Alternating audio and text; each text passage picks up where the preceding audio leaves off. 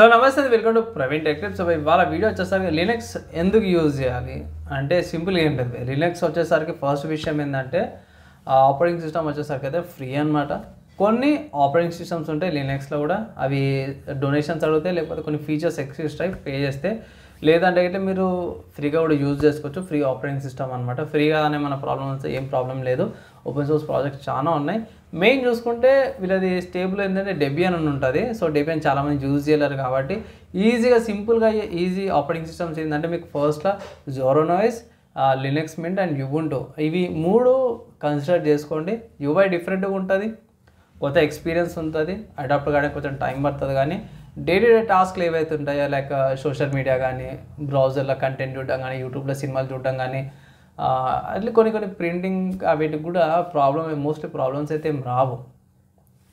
Linux ఎవరికి set కాదు అంటే ఎవరైతే వర్డ్, ఎక్సెల్, పవర్ పాయింట్స్ మీద వర్క్ చేసే వాళ్ళు కానీ, అడోబ్కి సంబంధించిన ప్రోడక్ట్స్ ఉంటాయి కదా, లైక్ ఇది ఫోటోషాప్, ప్రీమియర్ ప్రో, వాళ్ళకి కొన్ని గేమ్స్ ఉంటాయి లైక్ ఈ స్పోర్ట్స్ టైటిల్ గేమ్స్, కొన్ని లిమిటెడ్ గేమ్స్ ఉంటాయి అన్నమాట.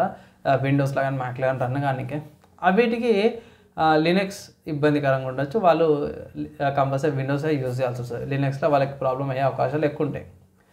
అదే లినక్స్లో కూడా మీరు వీడియో ఎడిటింగ్ చేసుకోవచ్చు, ఇమేజ్ ఎడిటింగ్ కూడా చేసుకోవచ్చు. వీడియో వచ్చేసరికి షూట్ కట్ ఉంది, కేడెన్ టైప్ ఉంది, కొన్ని దాంట్లో డవెన్సీ రిజాల్వ్ నాకు పనిచేస్తుంది కాన్ఫిగరేషన్ బట్టి.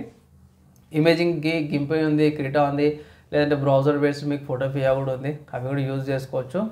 డిజిటల్ ఆర్ట్స్కి అయితే మాత్రం క్రిటా ఉంది. సో చాలా సాఫ్ట్వేర్స్ అయితే ఉన్నాయి, దానికి ఆల్టర్నేట్స్ ఎగ్జాక్ట్గా అదే పని చేద్దాను కాదు కానీ సిమిలర్ వర్క్ అయితే నడుస్తుంది. అండ్ కొన్ని సిచ్యువేషన్స్లో మీకు కొంచెం ఇబ్బంది పడవచ్చు స్టార్టింగ్ కొత్తగా.